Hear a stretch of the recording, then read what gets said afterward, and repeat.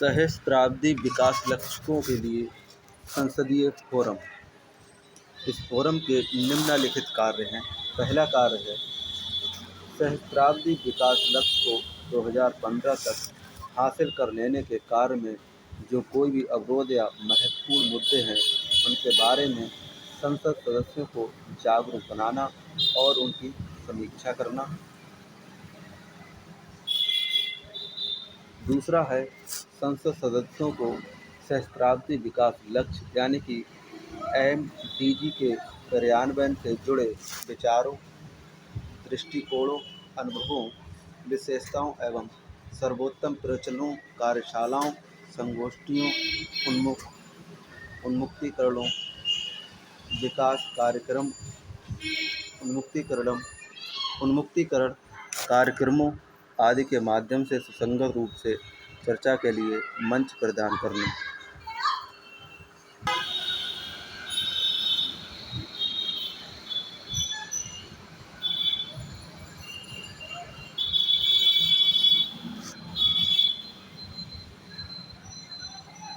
संसद सदस्यों को सहस्त्राब्दी विकास लक्ष्यों से जुड़े मूल्यों यथा गरीबी, भुखमरी उन्मूलन, सार्वभौमिक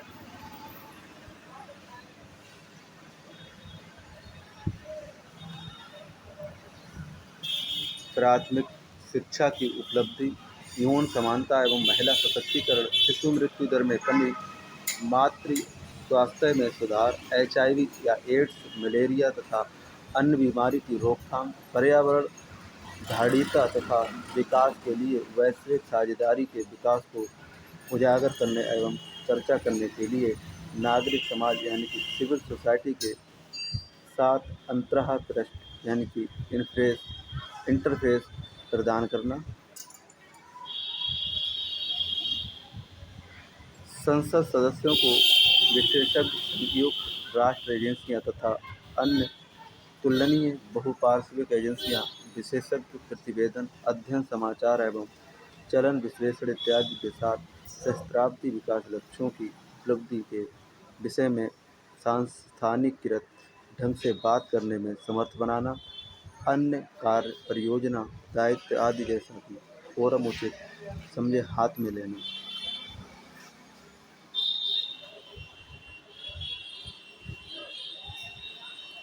नेक्स्ट है हमारा नया चैप्टर, वह है संसदीय समूह यानी कि पार्लियामेंट्री ग्रुप।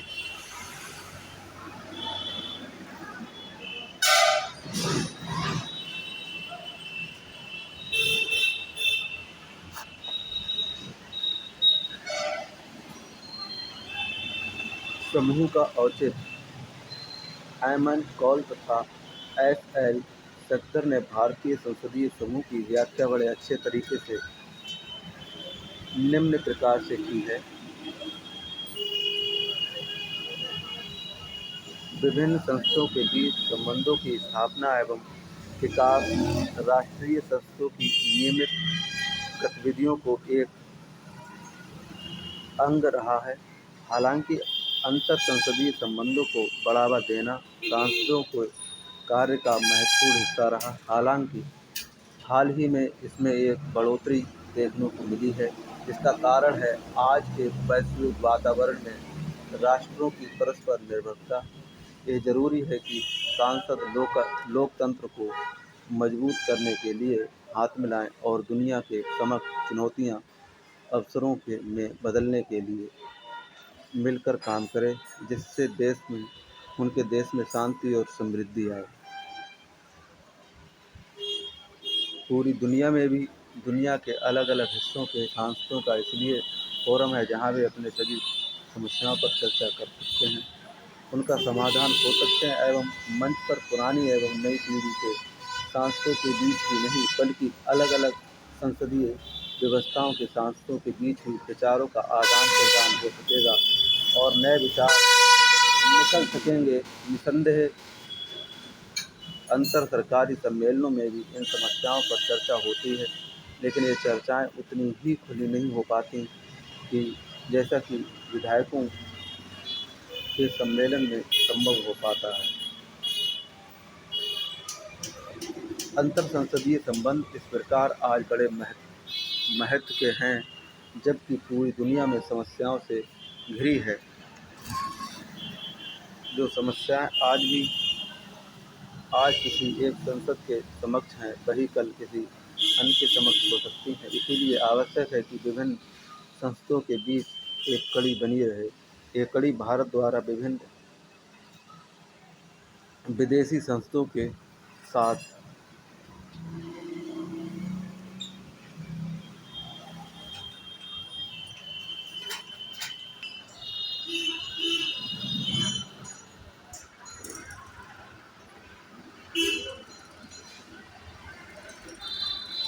प्रतिनिधिमंडलों, शुभेच्छा दौरों, समाचार, दस्तावेज आदि के आदान प्रदान द्वारा बनाई रखी जा सके। इस कार्य में भारतीय संसदीय समूह इंडियन पार्लियामेंट्री ग्रुप का एक माध्यम बनता है, जो कि अंतर संसदीय संघ के राष्ट्रीय समूह तथा राष्ट्रीय मंडल संसदीय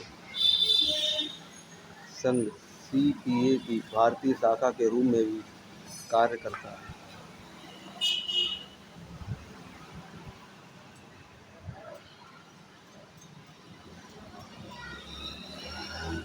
आगे समूह का गठन। भारतीय संसदीय समूह इंडियन पार्लियामेंट ग्रुप एक स्वायत्त निकाय है। इसकी स्थापना 1949 में संविधान सभा के एक प्रस्ताव के अनुपालन में हुई थी। समूह की सदस्यता हर संसद सदस्य के लिए खुली है। ये भूतपूर्व सांसद भी इसके सहयोगी सदस्य हो सकते हैं, लेकिन सहयोगी या संबद्ध सदस्यों को सम्मति अधिकार ही प्राप्त होते हैं। उन्हें IPU और CPA के सम्मेलनों में एवं बैठने के प्रतिनिधित्व की पात्रता नहीं दी गई।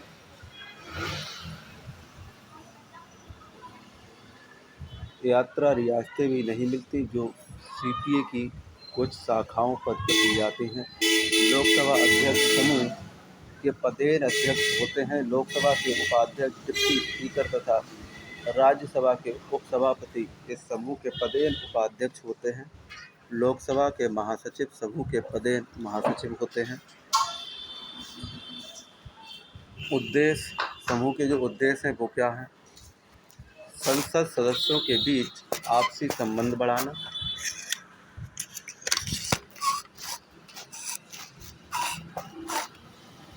सार्वजनिक महत्व के प्रश्नों का अध्ययन करना जो कि संसद में उठने वाले हैं, साथ ही संगोष्ठियों एवं उन्मुक्तीकरण पाठ्यक्रमों का आयोजन एवं समूह के सदस्यों के बीच सूचना निस्तारण के लिए दस्तावेजों का प्रकाशन,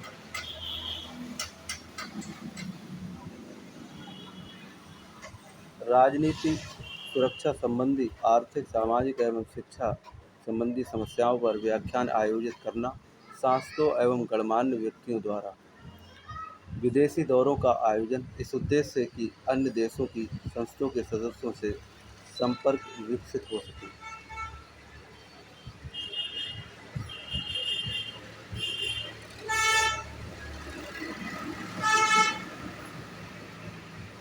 समूह के कार्य।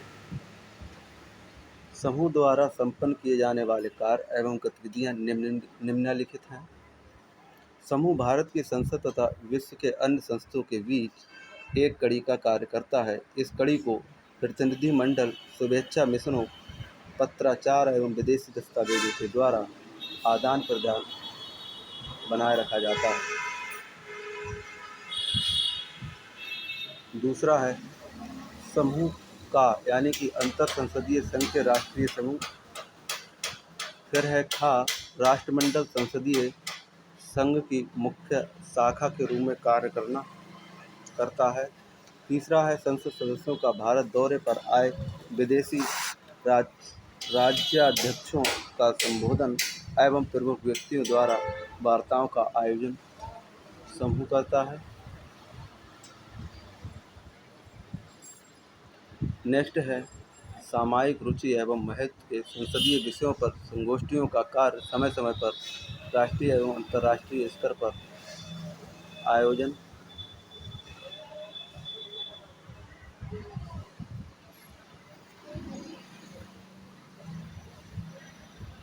समूह के सदस्य जब विदेशी दौरे पर जाने वाले होते हैं, आईपीयू एवं सीपीयू के राष्ट्रीय समूह के सचिवों एवं सीपीए की शाखाओं के सचिवों को उनका परिचय भेजा जाता है। दौरे वाले देशों में भारतीय मिशनों की सहायता एवं शिष्टाचार के लिए समुचित रूप से सूचित किया जाता है।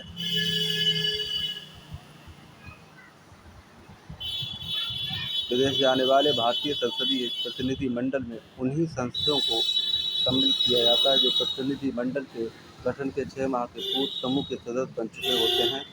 7वां है, सदस्यों को सूचनाओं के अनवरत पहुंचने के लिए हर तिमाही एक आईपीजी न्यूज़लेटर का प्रकाशन किया जाता है। इसे हर सदस्य एवं संबद्ध सदस्य को भी नियमित रूप से भेजा जाता है।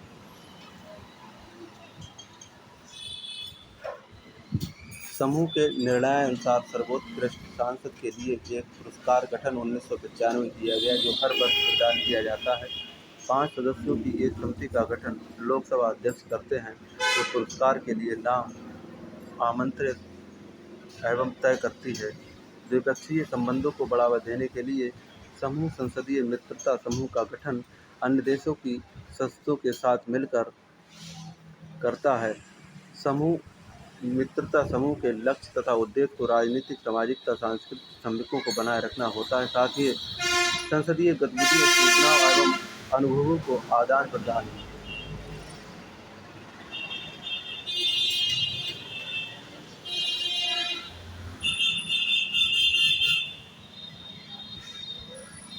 देखते समूह एवं अंतर संसदीय संघ।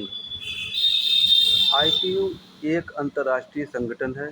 संप्रभु राज्य की संसदों का वर्तमान में आईपीयू में 153 देशों की संसद शामिल है। इसका लक्ष्य दुनिया भर के लोगों के बीच शांति व सहयोग के लिए काम करना तथा दृढ़ प्रतिनिधित्व संस्थाओं की स्थापना करना। यह संपर्क, समन्वय तथा संसदों एवं सांसदों के बीच अनुभवों का साझा संभव बनाता है। सभी सदस्य देशों के बीच प्रतिनिधित्व संस्थाओं के कामकाज के बारे में बेहतर ज्ञान एवं समय प्रदान करने में अपना योगदान देता है। यह भी अंतर्राष्ट्रीय महत्व के ज्वलंत मुद्दों पर अपने विचार अभिव्यक्त करता है, ताकि संसदीय कार्रवाइयों का प्रभावी कार्यान्वयन किया जा सके। यह अंतर्राष्ट्रीय संस्थाओं के कामकाजी मानकों एवं क्षमताओं में सुधार के उपाय भी सुझाता है। समूह की सदस्यता के प्रमुख लाभ, जहाँ तक आईपीयू की राष्ट्रीय समूह के रूप में इसके कार्य की बात है, वे निम्नलिखित हैं। पहला है, यह भारतीय संसदीय प्रतिनिधिमंडलों को आईपीयू की सदस्य के देशों को सदस्यों अथवा सांसदों से संपर्क बढ़ाने में सहयोग देता है। यह आयोजन विभिन्न देशों में समकालीन परिवर्तनों एवं सुधारों के अध्ययन एवं समझ बढ़ाने का अवसर प्रदान करता है। बाहरी देशों की यात्रा के दौरान यह सांसदों को उन देशों के सांसदों से मिलने जुलने में मदद करता है। यही काम है कि भारत के दौरे पर आए सांसदों के लिए करता है। समूह के सदस्य अंतर संसदीय सम्मेलनों में भारतीय प्रतिनिधिमंडलों के सदस्य के रूप में विदेशी यात्रा करने के लिए एलिजिबल होते हैं। हाल के अतीत में समूह के सदस्य आईपीयू के विभिन्न निकायों के विभिन्न पद धारण करते हैं, जैसा कि आईपीयू की विभिन्न समितियां में पदाधिकारी, रैपरटक, प्रारूप समिति का अध्यक्ष आदि है। इसी आधार से वे आईपीयू बैठकों में विभिन्न मुद्दों पर भारत के पक्ष रखते हैं।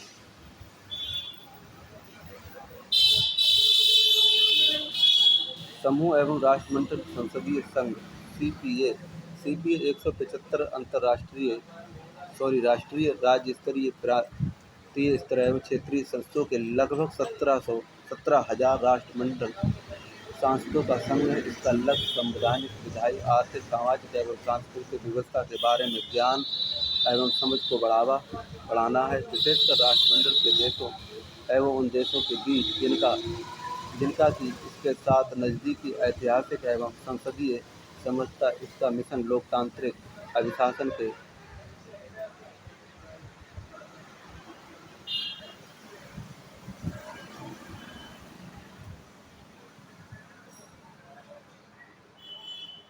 बारे में जानकारी एवं समझ बढ़ाकर संसदीय लोकतंत्र को आगे ले जाना। जानकार संसदीय समूह का निर्माण करके राष्ट्रमंडल की लोकतांत्रिक प्रतिबद्धताओं को गहरा करना तथा इसके सांसदों एवं विधायकों के बीच अधिकाधिक सहयोग बढ़ाना भी इनका उद्देश्य है। इस समूह की सदस्यता के रूप में लाभ निम्नलिखित हैं। भारत में सीपीए की मुख्य शाखा के रूप में संगोष्ठी,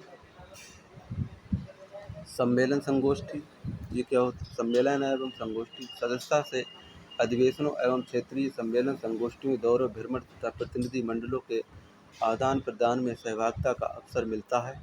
दूसरा है प्रकाशन, सभी सदस्यों को द पार्लियामेंट्रियन त्रैमासिक तथा न्यूज़लेटर फर्स्ट रीडिंग प्रत्येक दूसरे माह प्राप्त होता है।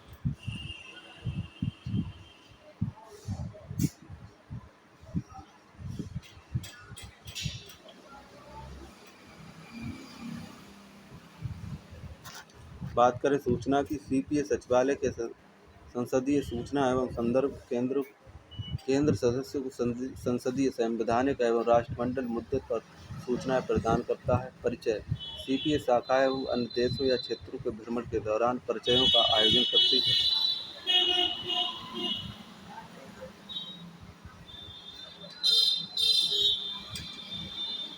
गृह संसदीय सुविधाएं, अन्य राष्ट्रमंडल देशों के भ्रमण के समय सदस्यों के प्रति संसदीय शिष्टाचार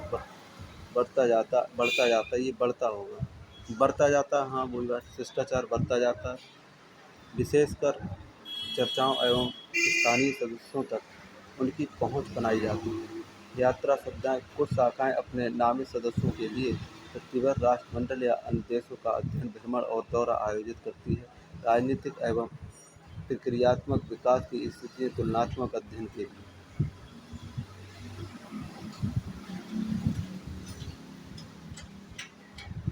अब आता है हमारा दिल्ली वाला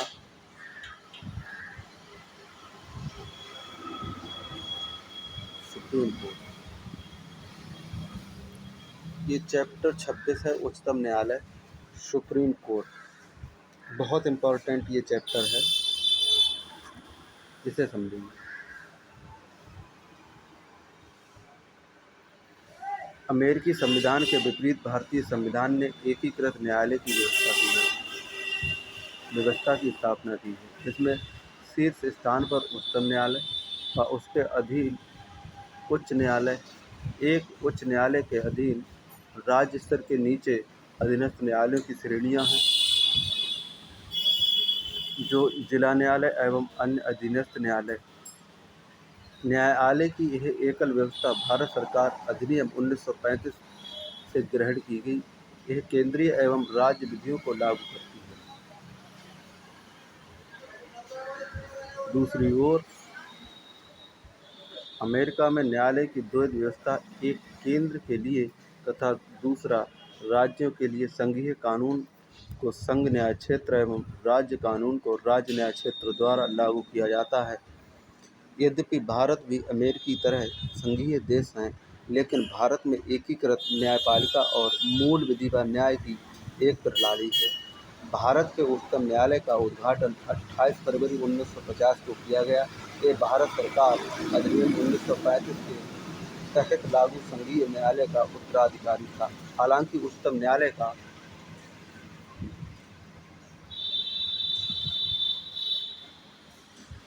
न्याय क्षेत्र पूर्ववर्ती न्यायालयों से ज़्यादा व्यापक है। उच्चतम न्यायालय ने ब्रिटेन के प्रीवी काउंसिल का स्थान ग्रहण किया था, जो अब तक अपीलों का सर्वोच्च न्यायालय था। भारतीय संविधान के भाग 5 में अनुच्छेद 124 से 147 तक उच्चतम न्यायालय के गठन, स्वतंत्रता, न्याय क्षेत्र, शक्तियाँ, प्रक्रिया आदि का उल्लेख है। संसद भी इनके नियमन के लिए अधिकृत है।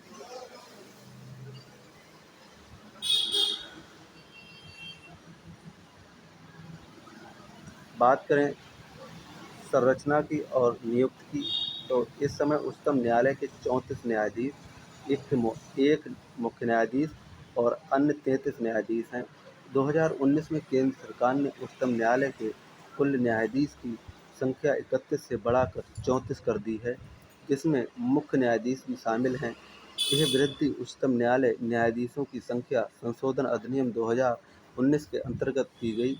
मूलतः उच्चतम न्यायालय के न्यायाधीशों की संख्या 8 एक मुख्य न्यायाधीश और 7 अन्य न्यायाधीश निश्चित थी। 1956 में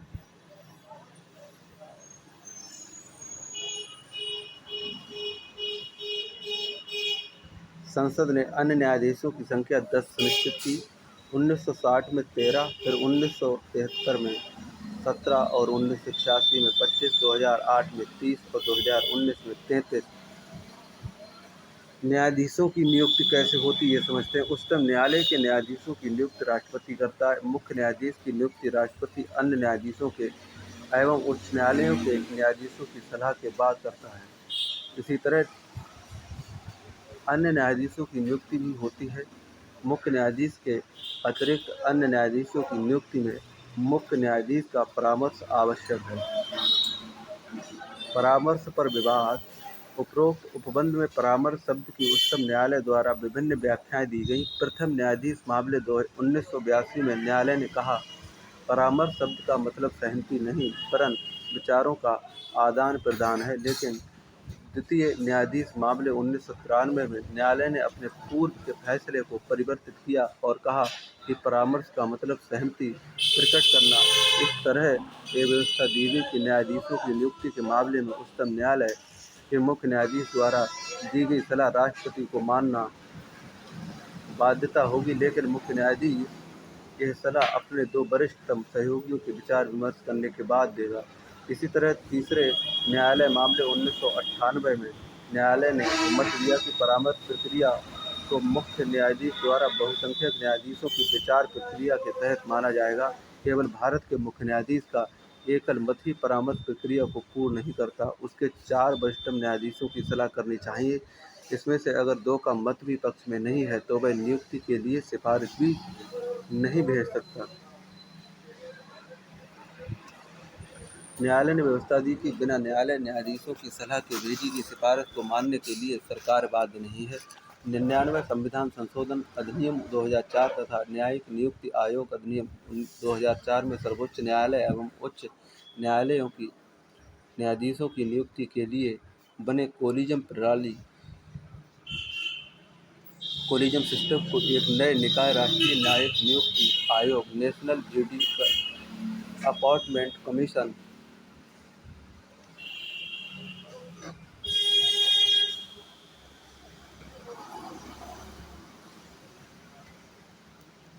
प्रतिस्थापित कर दिया। हालांकि वर्ष 2005 में सर्वोच्च न्यायालय ने 99 संविधान संशोधन अधिनियम तथा NJAC अधिनियम दोनों को असंवैधानिक घोषित कर दिया। परिणामतः पुरानी कोलेजियम प्रणाली पुनः कार्यरत हो गई। सर्वोच्च न्यायालय पर निर्णय फोर्थ जजेस केस 2015 आया। न्यायालय ने विचार केंद्र आर्थिक नई प्रणाली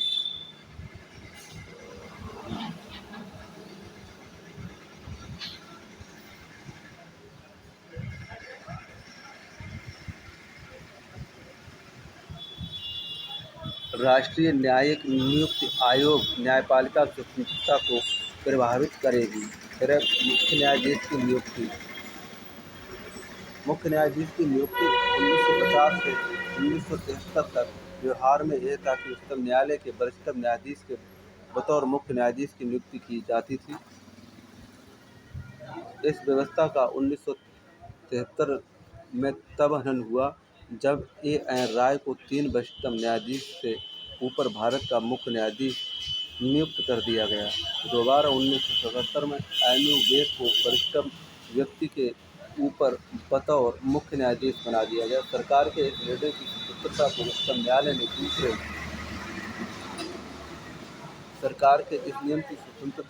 न्यायालय ने दूसरे न्यायाधीश मामले 1993 में कम किया। इससे उच्चतम न्यायालय ने व्यवस्था दी कि उच्चतम न्यायालय के वरिष्ठ न्यायाधीश को ही भारत का मुख्य न्यायाधीश नियुक्त किया जाना चाहिए।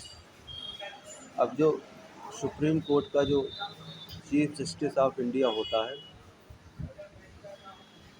CJI, उसकी योग्यताएं यानी कि अर्हताएं, शपथ और वेतन। तो इसकी अर्हताएं ये हैं। न्यायाधीशों की अर्हताएं। उच्चतम न्यायालय का न्यायाधीश बनने के लिए किसी व्यक्ति में निम्नलिखित योग्यताएं होनी चाहिए। उसे भारत का नागरिक होना चाहिए। दूसरे नंबर पर उसे किसी उच्चतम न्यायालय का कम से कम 5 साल के लिए न्यायाधीश होना चाहिए, या उसे उच्च न्यायालय का विभिन्न न्यायालयों में मिलाकर 10 वर्ष तक का वकील होना चाहिए। और तीसरे नंबर पर है वो है कि राष्ट्रपति के मत में उसे सम्मानित न्यायवादी होना चाहिए।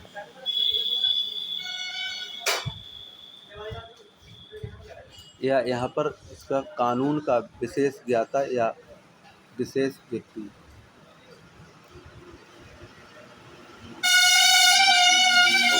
स्पष्ट होता है कि संविधान में उच्चतम न्यायालय के न्यायाधीश की नियुक्ति के लिए न्यूनतम आयु का उल्लेख नहीं है।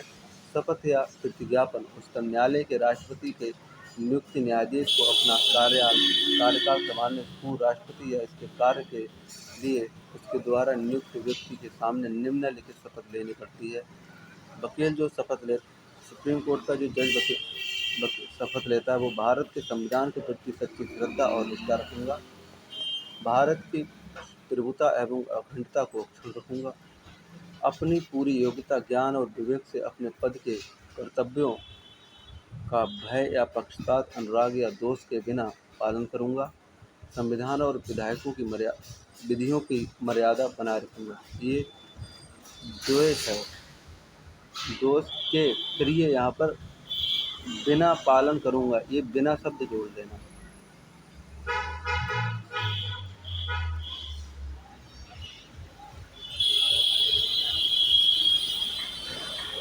वेतन और भत्ते। वेतन भत्ते उच्चतम न्यायालय के न्यायाधीश का वेतन भत्ते विशेषाधिकार है। स्टाफ एवं पेंशन का निर्धारण समय समय पर संसद द्वारा किया जाता है। वित्तीय आपातकाल के दौरान इसको कम किया जा सकता है। 2018 में मुख्य न्यायाधीश का वेतन प्रति माह 1 लाख रुपये से बढ़ाकर 2,80,000 रुपये प्रति माह कर दिया। अन्य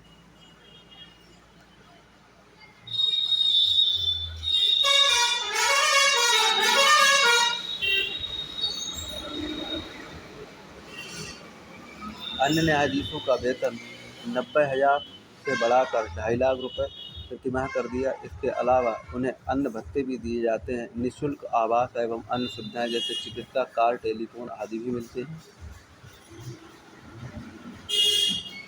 सेवानिवृत्त मुख्य न्यायाधीश एवं अन्य न्यायाधीशों की पेंशन उनके अंतिम माह के वेतन का 50% निर्धारित पेंशन भी मिलेगी। न्यायाधीशों का कार्यकाल। संविधान में उच्चतम न्यायालय के न्यायाधीशों का कार्यकाल तय नहीं किया गया।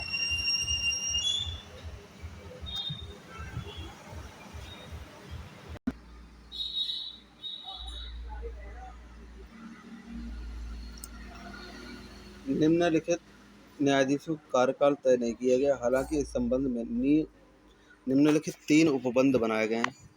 पहला है वह 65 वर्ष की आयु तक पद पर बना रह सकता है। उसके मामलों में किसी प्रश्न के उठने पर संसद द्वारा स्थापित संस्था इसका निर्णय करेगी। वह राष्ट्रपति को लिखित त्यागपत्र दे सकता है। संसद की सिफारिश पर राष्ट्रपति द्वारा उसे पद से हटाया जा सकता है। अब ये देखते हैं ये न्यायाधीश जो होते हैं इन्हें हटाया कैसे जाता है, तो उसकी जो प्रक्रिया है वो समझते हैं।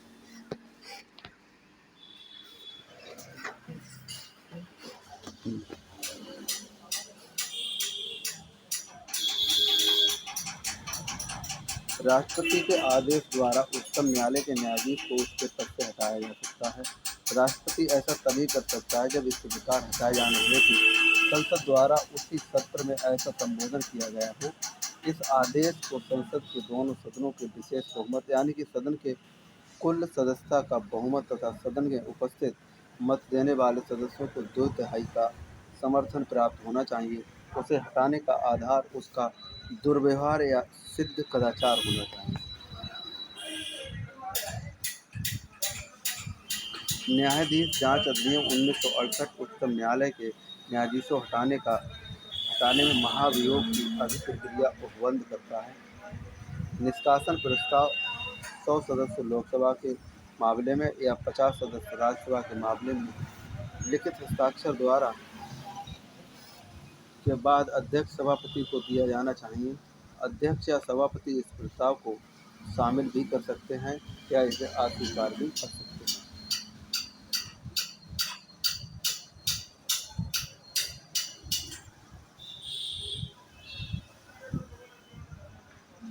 यदि इसे स्वीकार कर लिया जाए तो अध्यक्ष या सभापति को इसकी जांच के लिए 3 सदस्यीय समिति गठित करनी होती है। समिति में शामिल होना चाहिए मुख्य न्यायाधीश, उच्चतम न्यायालय का कोई न्यायाधीश, किसी उच्च न्यायालय का मुख्य न्यायाधीश और प्रतिष्ठित न्यायवादी। यदि समिति को दुर्व्यवहार का दोषी या अक्षम पाती है तो सदन इस प्रस्ताव पर विचार कर सकता है। विशेष बहुमत से दोनों सदनों में प्रस्ताव पारित कर इसे राष्ट्रपति को भेजा जाता है। अंत में राष्ट्रपति न्यायाधीश को हटाने का आदेश जारी कर देते हैं। यह रोचक तथ्य है कि उच्चतम न्यायालय के किसी भी न्यायाधीश पर अब तक महाभियोग नहीं चलाया गया।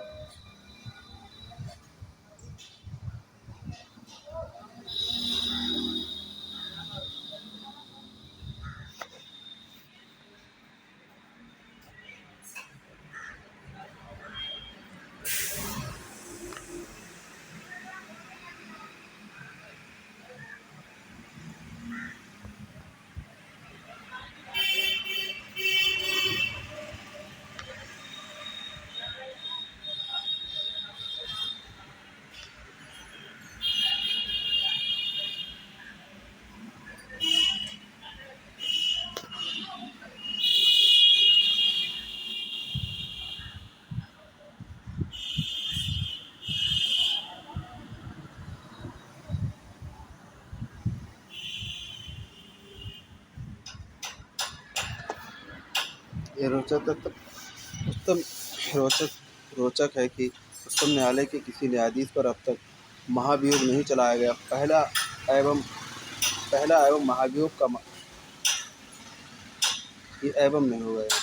महाभियोग का मामला उच्चतम न्यायालय के न्यायाधीश बी रामास्वामी 1991-93 का है। यद्यपि जांच समिति ने उन्हें दुर्व्यवहार का दोषी पाया और उन पर महाभियोग नहीं लगाया जा सका क्योंकि लोकसभा में पारित नहीं हो सका। कांग्रेस पार्टी मतदान से अलग हो गई। फिर है कार्यकारी, तदर्थ एवं सेवानिवृत्त न्यायाधीश। कार्यकारी मुख्य न्यायाधीश जो होता है, राष्ट्रपति किसी न्यायाधीश को भारत के उच्चतम न्यायालय का कार्यकारी मुख्य न्यायाधीश नियुक्त कर सकता है जब मुख्य न्यायाधीश का पद रिक्त हो, अस्थायी रूप से मुख्य न्यायाधीश अनुपस्थित हो, मुख्य न्यायाधीश अपने दायित्वों के निर्वहन में असमर्थ हो।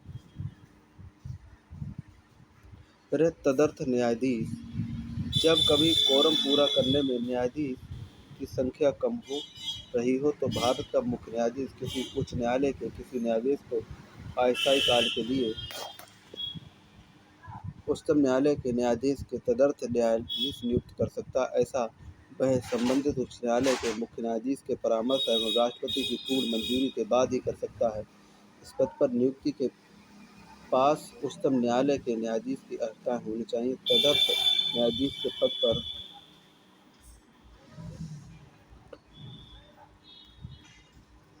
नियुक्त तदर्थ न्यायाधीश के पद पर नियुक्त होने वाले व्यक्ति को अन्य दायित्वों की तुलना में उच्चतम न्यायालय के न्यायाधीश के दायित्वों को ज़्यादा वरीयता देनी होगी। इस दौरान उसे उच्चतम न्यायालय के न्यायाधीश को न्याय निर्णय शक्तियाँ और विशेषाधिकार प्राप्त होंगे।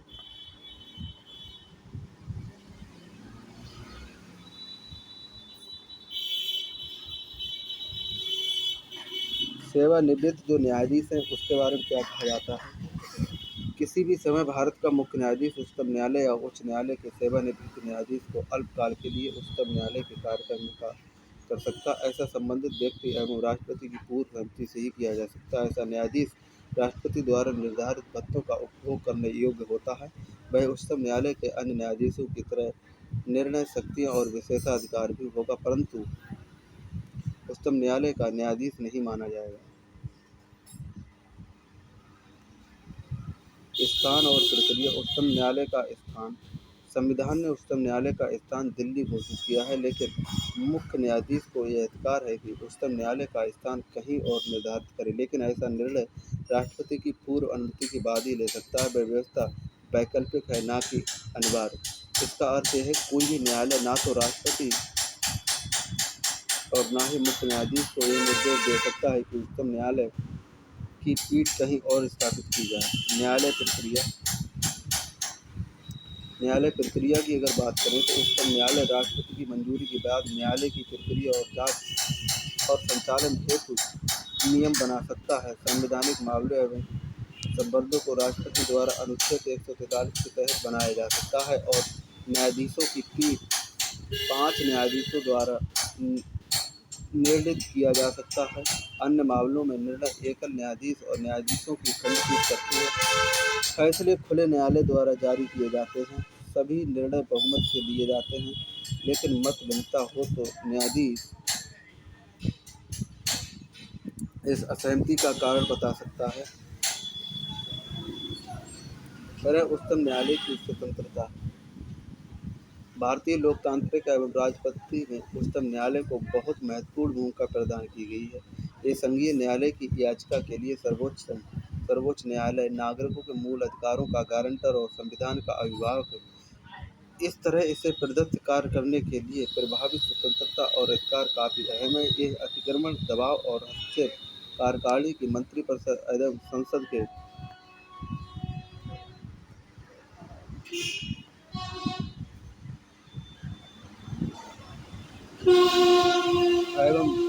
विधानमंडल से स्वतंत्र होना चाहिए। इसे बिना डर या पक्षपात के न्याय देने की स्वतंत्रता होनी चाहिए। संविधान ने उच्चतम न्यायालय की स्वतंत्रता और निष्पक्षता कार्यकर सुनिश्चित करने के लिए निम्नलिखित प्रबंध बनाए हैं।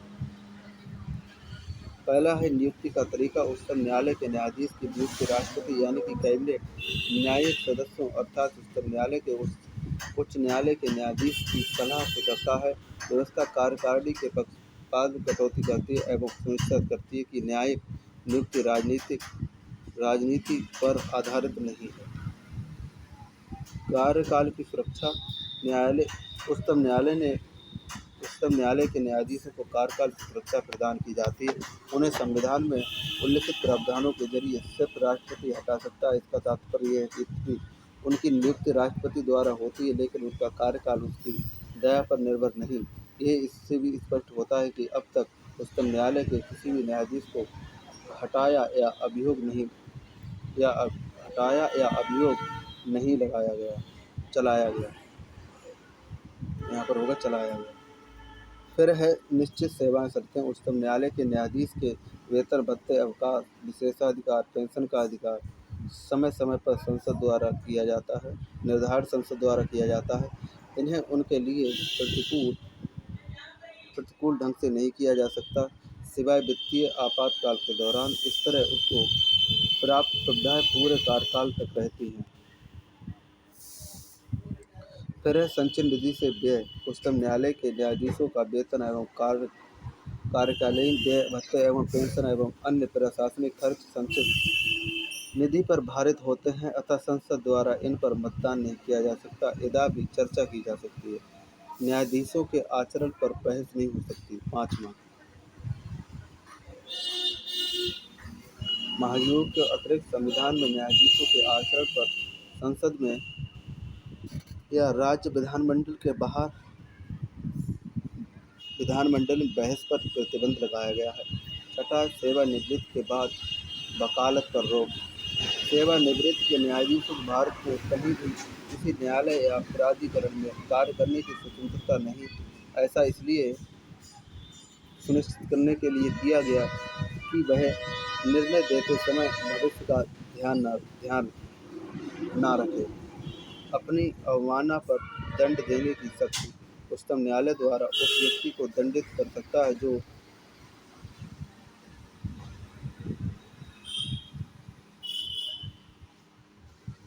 जो उसकी अवमानना करे। इसका तात्पर्य यह है कि इसके कार्य में फैसलों के किसी इकाई द्वारा आलोचना नहीं की जा सकती। यह शक्ति उच्चतम न्यायालय को प्राप्त है कि वह अपने प्राधिकार, मर्यादा और प्रतिष्ठा को बनाए रखे। तरह अपना स्टाफ नियुक्त करने की स्वतंत्रता। भारत के मुख्य न्यायाधीश को बिना कार्यकारी हस्तक्षेप के बिना अधिकारियों एवं कर्मचारियों की नियुक्ति का अधिकार है कि वे उनकी सेवा शर्तों का भी तय कर सकता है। इसके न्याय क्षेत्र कसौटी नहीं की जा सकती। संसद को उच्चतम न्यायालय के न्याय क्षेत्र एवं शक्ति में कटौती का अधिकार नहीं। संविधान में इस न्याय क्षेत्र एवं भिन्न कार्यों का उल्लेख है। हालांकि संसद में इसकी वृद्धि कर सकती है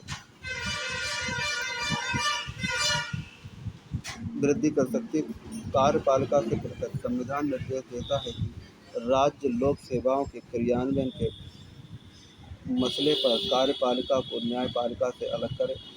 इसका मतलब कार्यकारिणी को न्यायिक शक्तियों को रखने का अधिकार नहीं है। तदनुसार उनके कार्यान्वयन के उपरांत कार्यकारिणी प्राधिकारियों की न्यायिक प्रशासन में भूमिका समाप्त हो गई है। उच्चतम न्यायालय की शक्तियाँ एवं क्षेत्राधिकार।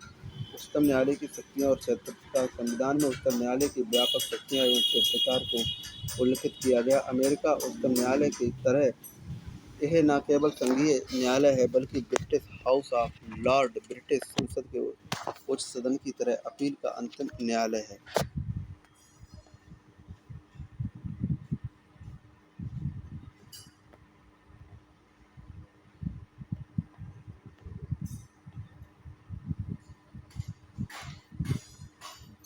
बल्कि यह संविधान और भारत के नागरिकों के अधिकारों का व्याख्याता गारंटर भी है। इसके अलावा ये परामर्शदात्री एवं सर्वोच्च शक्ति है। इसलिए संविधान की प्रारूप समिति के सदस्य अल्लादी कृष्ण अय्यर ने कहा है कि भारत के उच्चतम न्यायालय को विश्व के किसी अन्य सर्वोच्च न्यायालय की तुलना में ज़्यादा शक्तियाँ प्राप्त हैं। उच्चतम न्यायालय की शक्ति एवं न्याय क्षेत्र को निम्नलिखित से वर्गीकृत किया जा सकता है। पहला है क्षेत्राधिकार, मूल क्षेत्राधिकार। दूसरा न्यायाधीश क्षेत्राधिकार। तीसरा अपीलीय क्षेत्राधिकार। चौथा है सलाहकार क्षेत्रीय अधिकार। पाँचवा अभिलेखों का न्यायालय। छठा है न्यायिक समीक्षा की शक्ति। सातवां अन्य शक्तियाँ।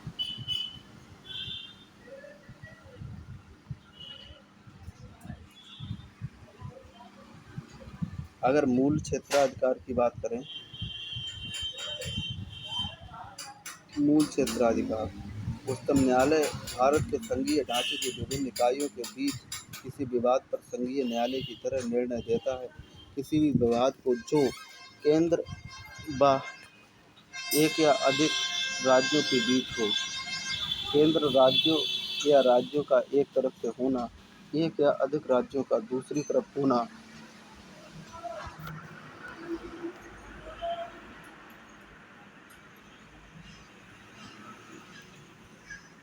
दो या अधिक राज्यों के बीच। तीसरा, उपरोक्त संघीय विवाद पर उच्चतम न्यायालय के विशेष मूल न्याय क्षेत्र निहित हैं। विशेष का अभिप्राय है किसी अन्य न्यायालय को विवादों को निपटाने में इस तरह की शक्तियाँ प्राप्त नहीं हैं। उच्चतम न्यायालय के विशेष आधारभूत न्यायीकरण के संबंध में दो बिंदुओं का ध्यान रखना चाहिए। पहला, विवाद ऐसा होना चाहिए कि जिस पर विधिक अधिकार निहित हो। इस तरह राजनीतिक प्रकृति का प्रश्न इसमें समाहित नहीं हो। दूसरा, किसी नागरिक द्वारा केंद्र या राज्य के विरुद्ध लाए गए मामले को इसके अंतर्गत स्वीकार नहीं किया जाता है। इस तरह उच्चतम न्यायालय के इस न्याय क्षेत्र में निम्नलिखित समाहित नहीं है। जो समाहित नहीं है वो है कोई विवाद जो किसी पूर्व संवैधानिक संधि या समझौता, त्रिसंविधा सदन या अन्य समान संस्थाओं को लेकर उत्पन्न हुआ। कोई विवाद जो संधि, समझौता आदि के बाहर पैदा हुआ हो, जिसे विशेष तौर पर यह व्यवस्था हो कि संबंधित न्याय क्षेत्र उस विवाद से संबंधित नहीं है। तीसरा, अंतर्राज्यीय जल विवाद। चौथा, वित्त आयोग के संदर्भ मामले। पाँचवा है केंद्र एवं राज्य के बीच कुल खर्च व पेंशन का समझौता। केंद्र व राज्य के बीच वाणिज्य प्रकृति वाला साधारण विवाद। केंद्र के खिलाफ राज्य किसी नुकसान की भरपाई। 1961 मूल न्याय क्षेत्र के पहले मामले में पश्चिम बंगाल द्वारा केंद्र के खिलाफ मामला लगाया गया। राज्य सरकार ने संसद द्वारा पारित कोयला खदान क्षेत्र अधिग्रहण एवं विकास अधिनियम 1957 की संवैधानिक वैधता की चुनौती दी। हालांकि उच्चतम न्यायालय ने अधिनियम की वैधानिकता को मानते हुए इस मुकदमे को खारिज कर दिया। नेक्स्ट है न्याय क्षेत्र का क्षेत्राधिकार। संविधान ने उच्चतम न्यायालय को नागरिक के मूल अधिकारों के रक्षक एवं गारंटी के रूप में स्थापित किया। उच्चतम न्यायालय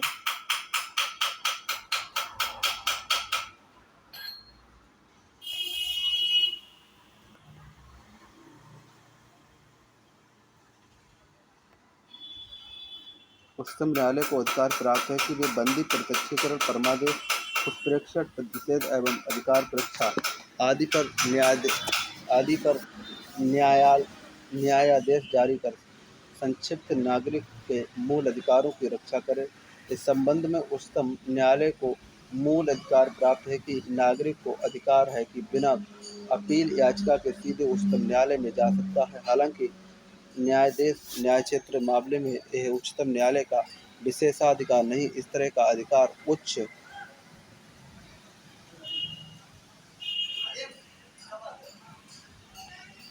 न्यायालयों को भी प्राप्त है। इसका मतलब है कि जब किसी नागरिक के मूल अधिकारों का हनन हो रहा है तो वह सीधे उच्चतम न्यायालय या उच्च न्यायालय जा सकता है। इसलिए मूल अधिकारों के संबंध में विवादों की तुलना में मूल अधिकार निर्णय क्षेत्र संबंधी विवादों को संबंध में उच्चतम न्यायालय का मूल न्यायिक निर्णय क्षेत्र भिन्न है।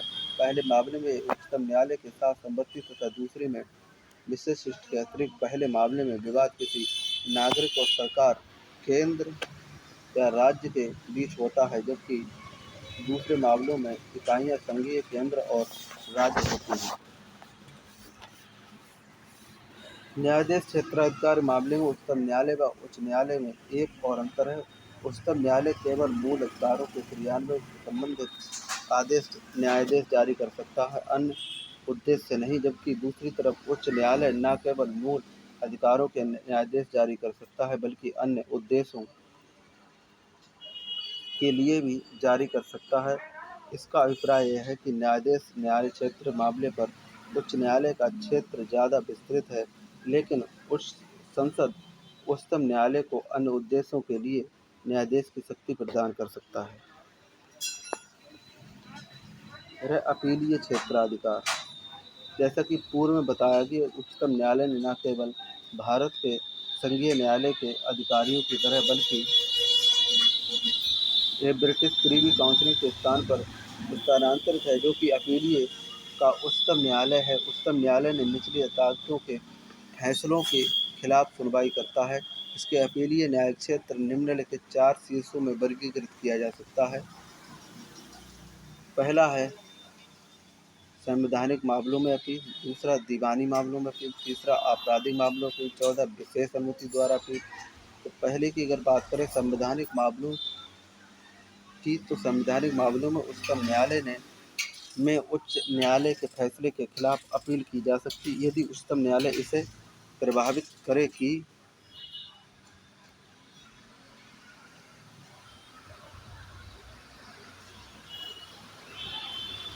मामलों में विधि का पूरा उद्देश्य निहित है। इसमें संविधान की व्याख्या निहित है।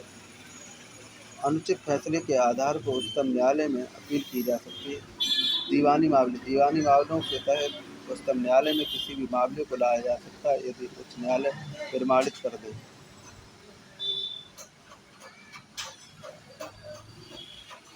सामान्य महत्व के पूरक प्रश्न पर आधारित ऐसा प्रश्न जिसका निर्णय उच्चतम न्यायालय द्वारा किया जाना आवश्यक। मूलतः 20,000 रुपये तक के दीवानी मामलों ही उच्चतम न्यायालय के समक्ष लाए जा सकते हैं, लेकिन इस धन संबंधी सीमा को 30वें संवैधानिक संशोधन अधिनियम 1972 द्वारा हटा दिया गया। फिर है आपराधिक मामले। आपराधिक मामले उच्च न्यायालय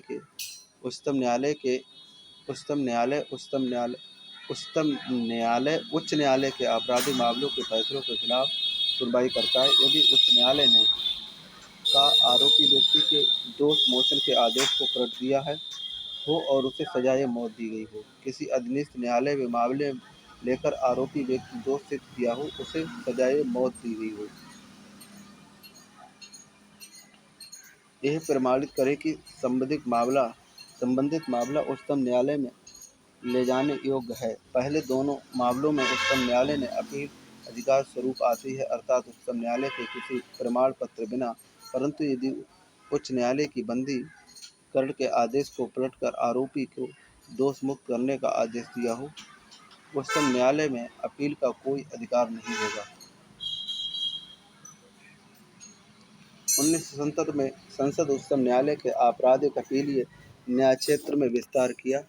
उच्च न्यायालय के किसी फैसले पर अपील हो सकती है यदि उच्च न्यायालय ने पहला है किसी मामले में आरोपी व्यक्ति को दोष मुक्त किया हो और उसे उम्र कैद या 10 वर्ष की सजा सुनाई गई हो, स्वयं किसी मामले को किसी अधीनस्थ न्यायालय से लिया हो, आरोपी व्यक्ति को उम्र कैद या 10 साल की सजा सुनाई गई हो। इस तरह उच्चतम न्यायालय का अपीलीय न्यायक्षेत्र सभी दीवानी एवं आपराधिक मामलों में विस्तारित है, जहां भारत के संघीय न्यायालय को उच्च न्यायालय अब तक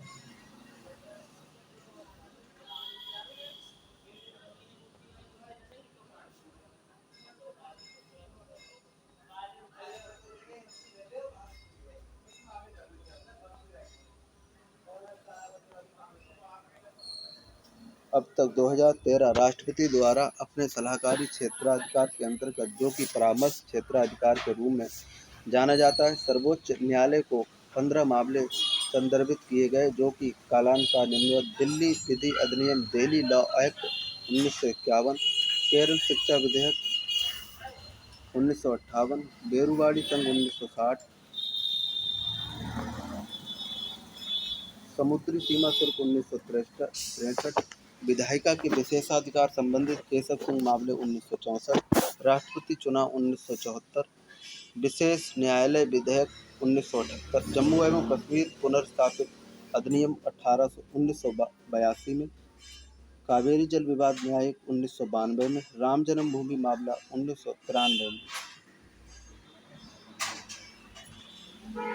भारत के मुख्य न्यायाधीश द्वारा अपनाई जाने वाली मंत्रणा प्रक्रिया ये हो जाएगी आपकी 1998 में। नेक्स्ट है प्राकृतिक गैस।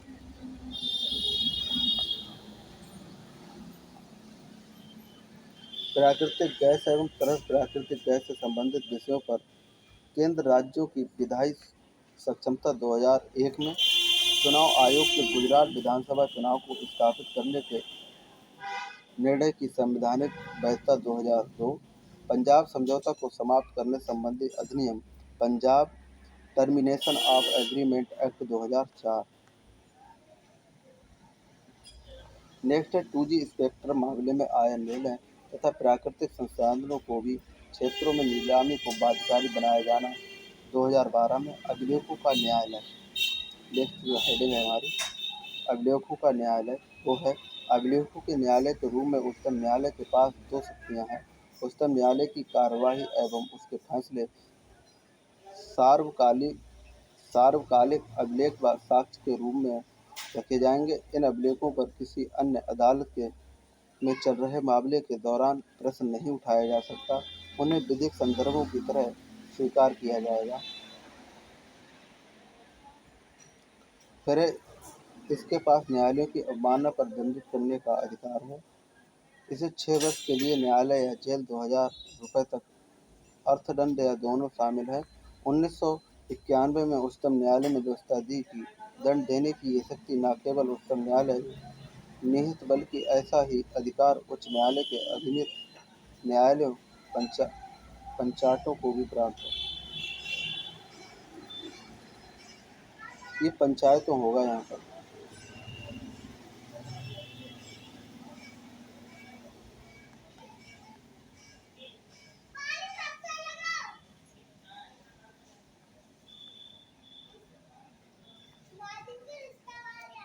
न्यायालय की अवमानना सिविल या आपराधिक दोनों प्रकार की हो सकती है।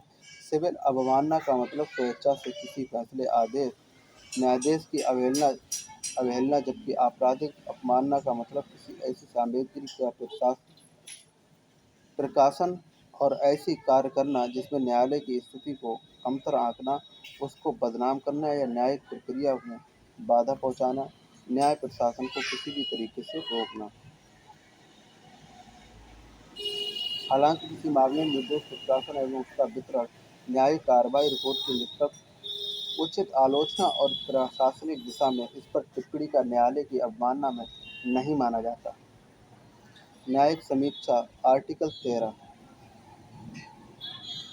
उच्चतम न्यायालय में न्यायिक समीक्षा की शक्ति निहित है। इसके तहत वह केंद्र व राज्य दोनों पर विधायी व कार्यकारी आदेशों व संवैधानिकता की जांच की जाती है। इन्हें अधिकारिता पाए जाने पर इन्हें गैर विधिक और संवैधानिक और अवैध, बालिग और शून्य घोषित किया जा सकता है। तदुपरांत इन्हें सरकार द्वारा लागू नहीं किया जा सकता। फिर है अर्थ विवेचन संवैधानिक व्याख्या। सर्वोच्च न्यायालय संविधान का अंतिम व्याख्याकर्ता और अर्थ विवेचन करता है। संविधान में निहित प्रावधानों तथा उसमें उपयोग की गई शब्दावली की भावना एवं निहितार्थ के विषय में अंतिम पाठ कथन प्रस्तुत कर सकता है। संविधान की व्याख्या करते समय सर्वोच्च न्यायालय अनेक सिद्धांतों व मतों का मार्गदर्शन लेता है। दूसरे शब्दों में संविधान की व्याख्या विधिवत सिद्धांतों का उपयोग करता है, जो कि निम्नलिखित हो सकता है। पहला है पृथक का सिद्धांत यानी कि डॉक्ट्राइन ऑफ सोवरेनिटी। दूसरा छूट का सिद्धांत यानी कि डॉक्ट्राइन ऑफ वेइवर। फिर है आच्छादन का सिद्धांत यानी कि डॉक्ट्राइन ऑफ इक्लिप्स। फिर है क्षेत्रीय या प्रादेशिक संबंध का सिद्धांत डॉक्ट्राइन ऑफ टेरिटोरियल नेक्सिस। फिर है तत्व एवं सार का सिद्धांत doctrine of pith and substance. फिर है छद्म विधान का सिद्धांत doctrine of colourable legislative.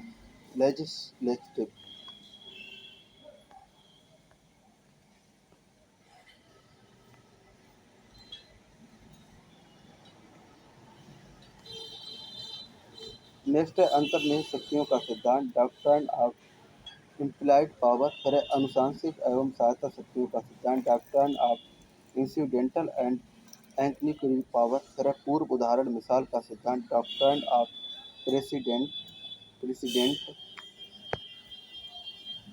Next है अधिकृत क्षेत्र का सिद्धांत doctrine of occupied field. Next है संवादित अधिरोहण का सिद्धांत doctrine of prospective over ruling. Next है सामंजस्यपूर्ण अर्थ अवयन का सिद्धांत डॉक्ट्राइन ऑफ हार्मोनियस कंस्ट्रक्शन। फिर है उदाहरण व्याख्या का सिद्धांत डॉक्ट्राइन ऑफ लिबरल इंटरप्रिटेशन।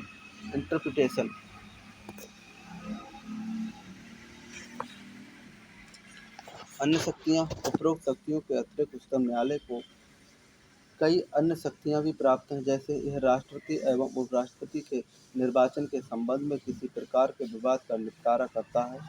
इस संबंध में यह मूल, विशेष एवं अंतिम व्यवस्थापक है। यह लोक सेवा आयोग के अध्यक्ष एवं सदस्य के व्यवहार एवं आचरण की जांच करता है। उस संदर्भ में जिसे राष्ट्रपति दोषी पाता राष्ट्रपति द्वारा निर्मित किया गया, यदि उन्हें दुर्व्यवहार का दोषी पाता है तो राष्ट्रपति से उसको हटाने की सिफारिश कर सकता है। उच्चतम न्यायालय द्वारा दी गई इस सलाह को मानने के लिए राष्ट्रपति बाध्य है। अपने स्वयं के फैसले की समीक्षा की शक्ति है। इसे इस तरह अपने पूर्व फैसले पर अडिग रहने को बाध्य नहीं है। सामुदायिक हितों व न्यायालय हितों में वह इससे हटकर ही फैसले ले सकता है। संक्षेप में उच्चतम न्यायालय एवं सुधार संस्था। उदाहरण के लिए केशवानंद भारती मामला 1973 में उच्चतम न्यायालय ने पूर्व के फैसले गोरखनाथ मामले को 1967 से हटकर फैसला दिया। फिर उच्चतम न्यायालय से लंबे पड़े मामलों को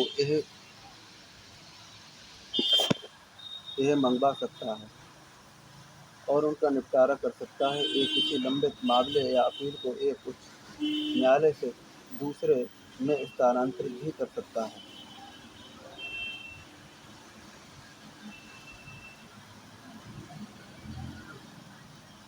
आया है उसमें लिपस्टिक की सेल्स काफी ज्यादा बढ़ गई हैं। केशवानंद भारती मामले 1973 में उच्चतम न्यायालय ने अपने पूर्व के फैसले को गोलकनाथ मामले में